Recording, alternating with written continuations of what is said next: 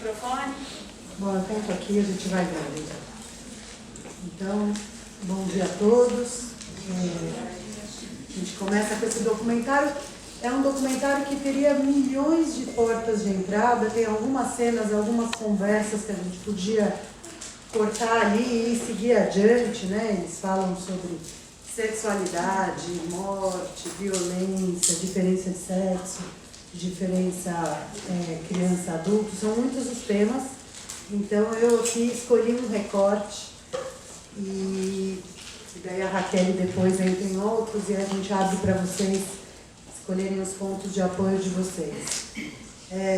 Esse é um documentário de 2010, né, sobre uma experiência de aula de filosofia para crianças de 3 a 5 anos, numa pré-escola francesa, que se situa numa zona de educação prioritária, que por isso quer dizer que pertence a uma área de vulnerabilidade social, onde 50% a 60% das famílias são consideradas desfavorecidas. E esse documentário deu cobertura a 2 anos dessa experiência. Eu vou escolher como uma espécie de um índice do meu comentário as cenas iniciais do filme, que passam muito rápido, não sei se vocês estão lembrando, a gente fica acompanhando como se fosse pela janela de um ônibus ou pela janela de um carro, enquanto algumas falas surgem, né? E eu acho que ali já tem, digamos, 3 temas que eu gostaria de escolher como os temas de entrada para o comentário desse documentário, né? Vou só resgatar um pouquinho as falas para avivar a memória e aí vou puxar os 3 temas que para mim interessam, né? A gente vai ouvindo umas falas de rádio, né? Que diz, a primeira delas diz que em média crianças e adolescentes na França passam 5 horas e meia na frente de uma tela, quer seja internet, televisão ou game. Depois eles falam de bombardeios, uma grande quantidade de mortos, esforços para a liberação de alguns refugiados. Depois se menciona a liberação por parte do presidente Sarkozy do dossiê de diversidade. E segue uma espécie de um slogan, né, fazendo referência ao slogan da Revolução Francesa, em que falam igualdade sim, liberdade sim, fraternidade, ponto de interrogação, né? E a quarta fala que acontece nesse momento de abertura, se diz que diante do fluxo de imagens há uma necessidade de dar sentido às coisas. É preciso se indignar porque assistindo a TV temos motivo para isso, que eu estou citando. O que nos faz retornar à primeira das afirmações, que diz lá a quantidade de horas que as crianças despendem na frente da televisão. E por fim, o quinto ponto, a quinta fala, é que a gente ouve uma notícia acerca da escolarização de crianças de 2 a 3 anos, seguindo de um recorte do pronunciamento do ministro da Educação, em articulação com a Comissão de Finanças. E ele diz assim: considerando o bom uso da verba pública, vale questionar a necessidade de um nível superior das pessoas cuja função é pôr crianças para dormir e trocar fraldas, né? Então essa fala claramente cai ironicamente quando o que vem depois, né, é uma proposta de aula de filosofia para crianças tão pequenas, né? Então a princípio dessa fala se depreende, né, que para botar para dormir e trocar fraldas, né, não é preciso muita sofisticação. É claro que aqui eu não quero botar em questão se a forma como é estruturado o nosso nível superior dá conta, né, das necessidades dos educadores de escola infantil, né? Mas o que a gente vê ao longo de todo o documentário, né, é o nível de profundidade e sofisticação do atendimento a crianças tão pequenas, né? Que não só de trocar fralda e botar para dormir, né, se resume um trabalho com crianças pequenas. Mas além disso, mesmo se fosse isso em si, né, já merece muita atenção e cuidado.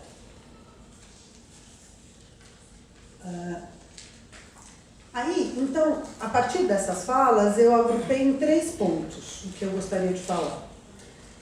O primeiro é a questão da diversidade, que a gente vê várias vezes, né, ao longo do filme, e aí depois eu vou me aprofundar um pouquinho mais. Então, é o problema do convívio com a diversidade, que congrega refugiados, violência e falta de fraternidade. Depois, além disso, tem a questão da diferença criança-adulto, né? O desprestígio conferido às primeiras etapas da infância, que vem, né, dessa decisão, dessa fala última que a gente estava comentando. E depois a necessidade de criação de espaços para que se dê sentido ao vivido, né, que nessas falas está se falando especialmente da questão do bombardeio de imagens no dia a dia. Então, eu vou querer começar falando, na verdade, sobre a questão da diversidade. Eu fiz essa fala anos atrás, na Sociedade de Psicanálise de São Paulo, e eu tinha deixado esse ponto da diversidade por último, mas acho que faz sentido começar com ele, né?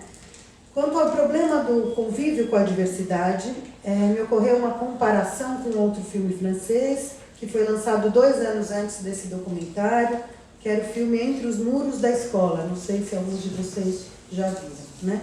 Esse filme retrata a impossibilidade de um projeto escolar para adultos do ensino médio de diferentes etnias. Grande parte das questões que lá, na escola de ensino médio, retratada no filme Entre os Muros da Escola, entopem as vias de convivência entre os alunos e professores, aqui, neste documentário, são veiculadas nas aulas de filosofia. Assim, no filme que acabamos de ver, o desfecho é deveras mais otimista com relação ao outro filme, devido, acredito, à possibilidade das crianças veicularem a dor na instituição escolar. É nessa linha que encontramos o triste relato do amigo do pai de um aluno que foi pego pela polícia porque não tinha visto e teve que voltar sem passagem para a Argélia. Ou do tiroteio na escola vizinha à casa de outro aluno. Ou ainda a afirmação de uma aluna de que liberdade é poder sair e morar fora da França, né? Então, acho que parte da temática desse documentário e também que se depreende das próprias aulas de filosofia estão na questão de como fazer a escola francesa se povoar, né, das verdades desses refugiados que habitam essa escola e, sobretudo, essas regiões de vulnerabilidade social. Aí, os 2 outros pontos, que um deles é isso que eu posso chamar de um adultocentrismo, né, ou desprestígio das primeiras etapas da infância, e o segundo ponto é esse de que é necessário se pôr para pensar, né, essa quantidade de imagens que a gente é bombardeado, e acho que essa aula de filosofia cumpre essa função, né? Eu gostaria de articular os 2 juntos, por isso que eu deixei eles para depois. Bom, isso tem muito a ver, eu sou psicanalista, né, e tenho prática de consultório com crianças, e um dos textos do Freud que me apoia no trabalho diário, dos quais eu mais gosto, é a Teorias Sexuais Infantis, né, e que tem um outro autor que eu gosto, chamado Adam Phillips, que diz que ali é uma apologia às verdades e fabulações infantis, né? É ali onde o Freud se permite aprender com o que as crianças pensam, né? E acho que a gente vê nesse filme uma espécie de uma evolução, né, em que a professora, pouco a pouco, e ela diz isso, né, ela confessa isso na reunião de pais, que está bem no meio do documentário, ela diz que aos poucos ela foi se deixando ser levada, né, pelas falas das próprias crianças, que são elas que têm o que dizer, né? Então, como a gente tem na abertura do filme essa ideia de que não é preciso de formação superior, ou não seria necessário reflexão, né, e profundidade para trabalhar com criança, é isso que eu estaria chamando de uma espécie de um adultocentrismo.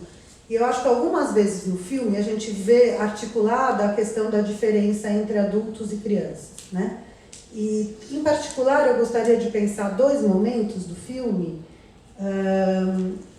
porque na maior parte do filme tem uma condução brilhante dessa professora e dessas crianças, né, que fazem a gente acompanhar a forma de pensar das grandes questões, né? Mas tem não sei se vocês estão lembrados, é como se fosse uma segunda aula, em que a professora sai depois da aula e vai falar com uma colega, né? A gente tem essa costume, né, no filme, que tem a aula e depois ela vai lá conversar, como se fosse na sala de professores com uma colega. E tem uma aula em que ela acha que deu tudo errado. Não sei se vocês estão lembrados. E aí eu acho que, sintomaticamente, a pergunta que ela veicula nessa aula é o que é que os adultos podem fazer que as crianças não podem fazer, né? É claro que porque as crianças não respondem, a pergunta ela até franze o senho, assim, né? E vai repetindo a pergunta e as crianças se calam cada vez mais, né? Porque eu acho que tem tem um equilíbrio, né? E que isso eu vejo na minha clínica, entre, por um lado, você sustentar a diferença entre um adulto e uma criança, né? Que faz parte da organização do nosso mundo. As leis são os adultos, né, que determinam, e aqui a gente vê, depois eu vou falar um pouco mais, lá no momento da bronca, quando ela está no recreio, os meninos vêm lá para resolver as questões e ela um pouco determina, né? Então a gente não vai negar a diferença do adulto e da criança, mas por outro lado a gente pode fazer a criança ascender uma condição de sujeito, né? Isso é o que a clínica com criança nos ensina, e eu acho que esse filme também vai pelo mesmo aporte ético, né? Então, eu achei interessante que é justamente essa hora, porque, não sei se vocês estão lembrando, ela pergunta, eu não lembro exatamente qual era o tema, se o tema vamos lá, vamos ver como é que é o tema. Eu tenho aqui, eu lembro. Na segunda aula proposta pela professora no documentário, que ela avaliou como um fracasso, pois as crianças nada disseram, o tema da aula era justamente a diferença entre adulto e criança. A professora coloca a questão da diferença entre os adultos e crianças, e algumas crianças se referem a uns serem grandes e os outros serem pequenos. E o Yannis, né, um dos alunos, diz que ele consegue fazer coisas, e daí ele diz que ele faz uns afiches, né, que ele faz uns cartazes, né? Mas uma outra vai dizer que ela não consegue tirar fotos. Não sei se vocês estão lembrados desse pedaço. E aí, então, a professora pega dessa afirmativa e faz a pergunta: o que é que os adultos conseguem que vocês não conseguem? Mais do que isso, eles têm coisas que conseguem fazer que vocês não conseguem, né? E aí as crianças se calam. E aí eu acho que, na verdade, fica deflagrado uma espécie de uma resistência, em que eu encontro ressonância dessa resistência nas falas de uma psicanalista que eu gosto muito, que é a Françoise Dolto, que ela diz o seguinte: é um escândalo para o adulto que o ser humano em estado infantil seja seu igual, né? Então, para além da diferença que é posta entre a criança e o adulto, por vezes a gente tem os adultos crescendo em cima dessa diferença, se assim eu posso dizer, né? E eu acho que o desenrolar desse trabalho dessa professora vai cada vez mais ir tomando as crianças como igual e permitindo, inclusive, que elas façam as afirmativas das suas verdades, né? Como essas que eu já disse com relação à diversidade, né? Quando o aluno diz que ser branco é melhor que negro e ela nada se opõe a isso, né? Deixa as crianças com liberdade e espaço para construir a própria verdade. E aí elas mesmas vão criando tensão e retomando, né, essas questões. Depois dessa aula que ela considera o fracasso, né, na aula seguinte ela oferece papel e desenho, né? Papel e lápis para as crianças desenharem. Não sei se vocês lembram, na hora que uma vai falar do namorado, e aí o namorado é um dos coleguinhas que está do lado e fica chateado e etc, né?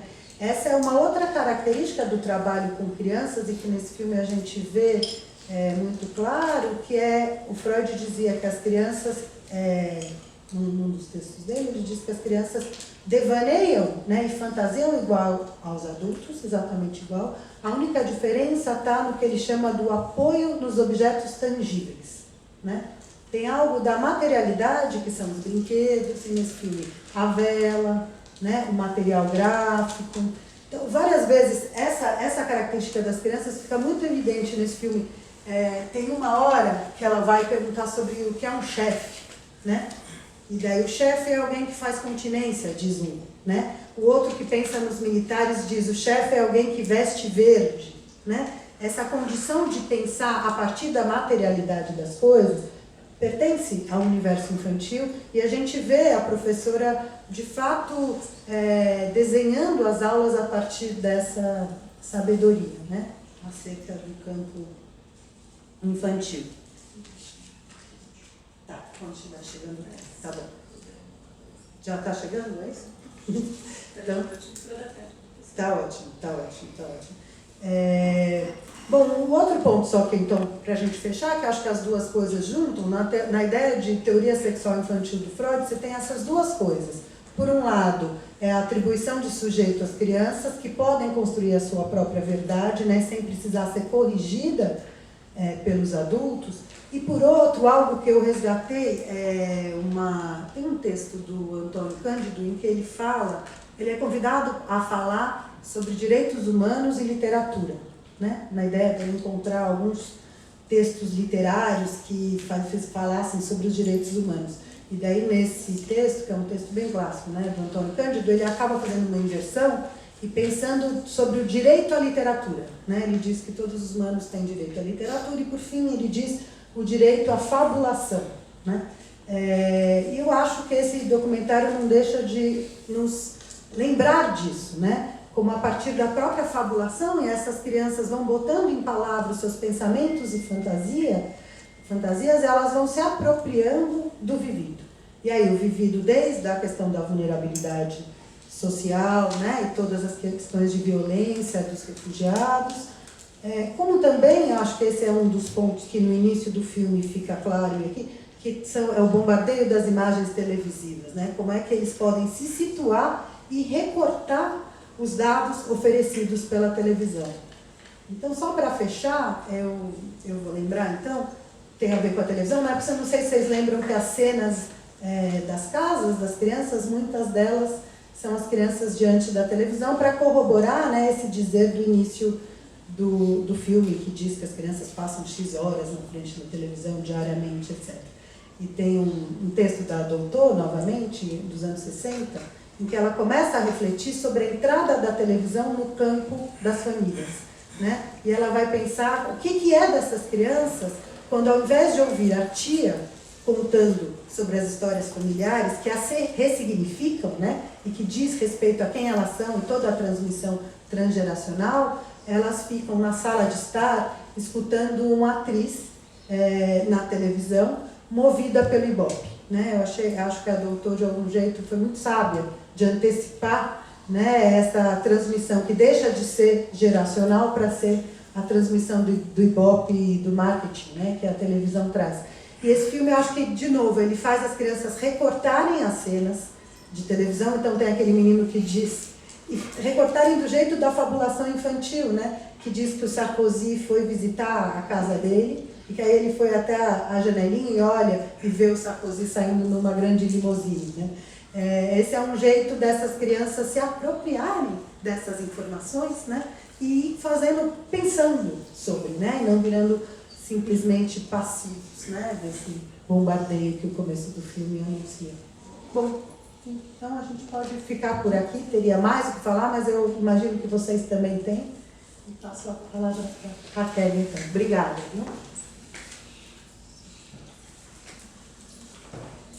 De fato, é um filme que vai nos levando para muitos caminhos, né? Então, de fato, a gente tenta ver de que maneira a gente se aproxima, né? Como ele nos toca, como a gente vai sendo afetado por esse documentário, sobre essa experiência com crianças, né?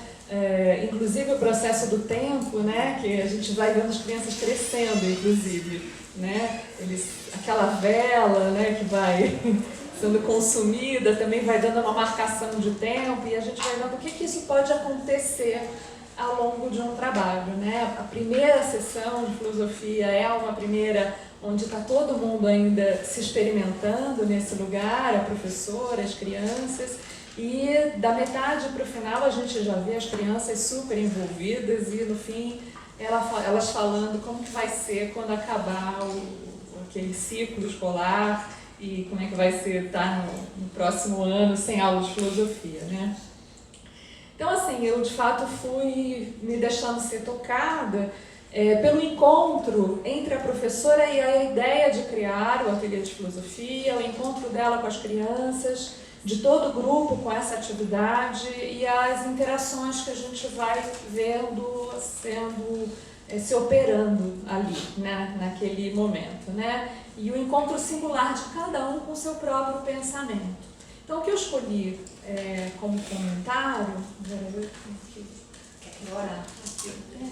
que eu escolhi como comentário foi pensar um pouco sobre o que um espaço como esse propicia para as crianças em pleno processo de aquisição de linguagem, de desenvolvimento do pensamento, né? Então, falar um pouco do que em psicanálise a gente chama de processo de simbolização, né? De aquisição da função simbólica, né? Então, tudo que vai acontecendo nesses encontros são experiências de produção de sentido, né? Traz experiências da vida.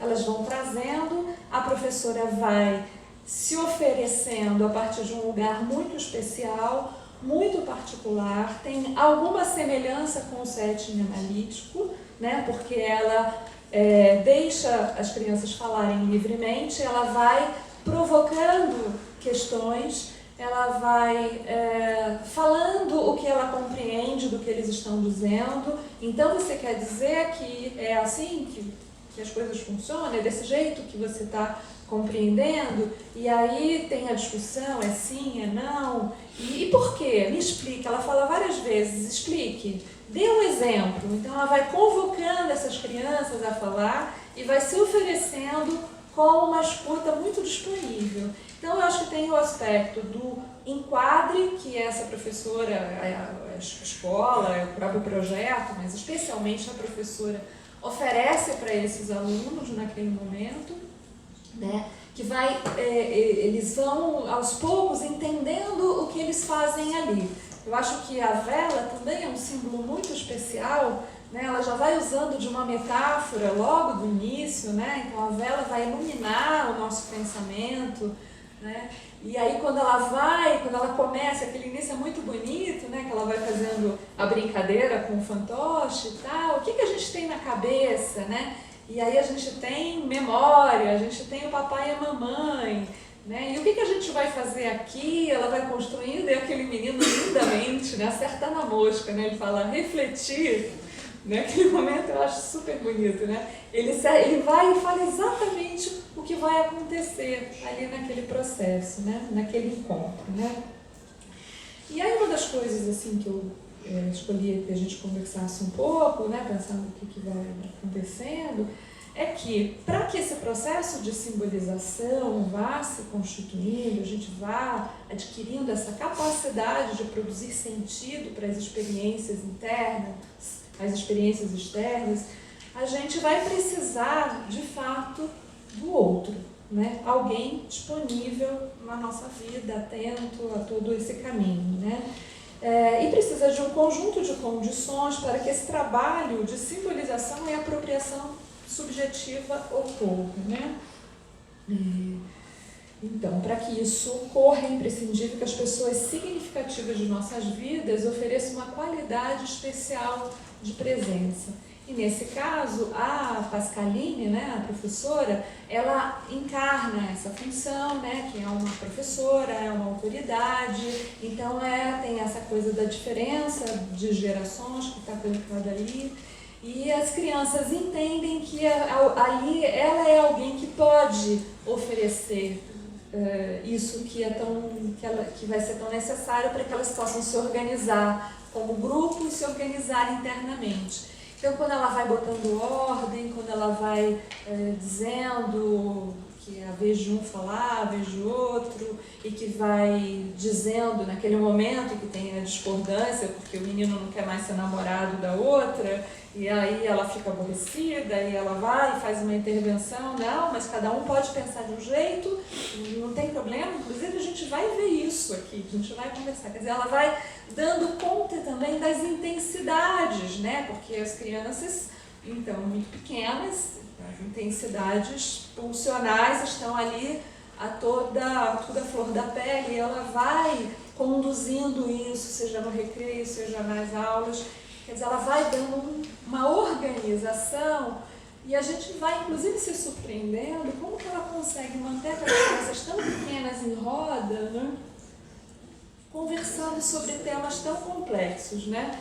Então, isso tem a ver com a qualidade de presença que ela oferta naquele momento para aquelas crianças. Então, acho que o ponto que me chama muita atenção é o enquadre que ela organiza para que isso possa acontecer, né? E como que o que a gente também tende a chamar de um enquadre interno da própria pessoa que está ali diante daquelas crianças, né? Que é o que ela pode, como que ela escolhe estar diante delas, né? Sem julgá-las, sem ser dogmática, sem ser moralista, sem ser querendo fazer uma apologia de uma ideia ou outra, né? Um outro momento que eu também acho muito especial é o momento da reunião de pais, né? A gente acaba só tendo a oportunidade de escutar uma das mães falando, mas como acho que um título exemplar, né? Imagino o documentário que vai fazer, mas que a mãe fala que os assuntos tratados na escola são levados pelas crianças para casa. A gente vê algumas tomadas também nas casas, as crianças com os pais. E a mãe agradecendo muito a oportunidade, porque determinados temas eles teriam muitas dificuldades de abordar com as crianças. E como as crianças já foram ali aquecidas nos ateliês de filosofia, elas vão para casa já mais preparadas para falar, enfim, já instigadas com o tema e também assim mais livres, mais autorizadas a falarem sobre isso. E os pais acabam, porque também deve ter um processo de orientação desses pais e tal, eles já também vão podendo receber e abrir o espaço para a conversa familiar, ou seja, quais são os valores dessa família, os códigos e como que a gente vai lidar com cada um desses temas. Então, de certa forma, a escola vai ajudando também os pais nessa função simbólica, né, tão fundamental em relação aos seus filhos, né? Entre eles, né, as crianças vão ouvindo umas às outras, as suas opiniões, as suas ideias, as suas convicções. É bacana de ver as teorias, né, as convicções, elas falam com muita certeza, né, super bonitinha, a expressão daquela menininha que fala da Nutella, né, ela insiste na Nutella, e mas a expressão dela eu acho demais, né, porque ela tá... Para ela é isso. E ela tem essa tranquilidade ali de falar, né, naquele momento. Então, enquanto tem momentos em que as crianças se identificam entre elas, né, e aí isso vai facilitando muito a expressão, né, o que eu escuto do outro, o que toca em mim, e aí eu também posso falar disso, ou discordar, ou concordar. Mas tem momentos também que as experiências que são compartilhadas são muito singulares, né? Como as meninas que falam do Senegal, das experiências na África. E aí algum fala, não, que os africanos andam sem roupa, e é justamente ela, não, a gente usa roupa, né? E aí tem esse embate, então acho que tem um encontro também com a diferença radical nesse momento. Aí tem uma experiência de surpresa e tudo que vai produzindo subjetivamente nesse grupo a partir de tudo isso que é o inesperado de uma conversa como essa, né?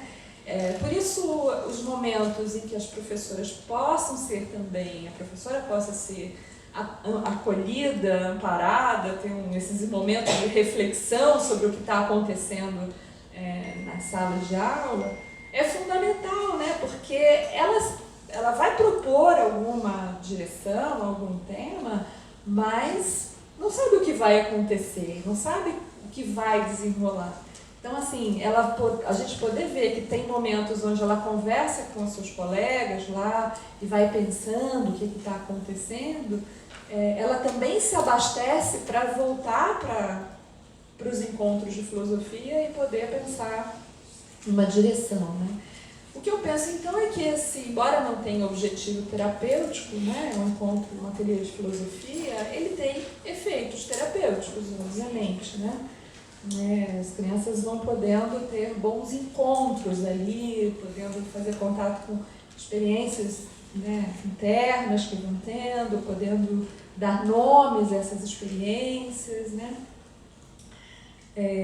No site do filme tem alguns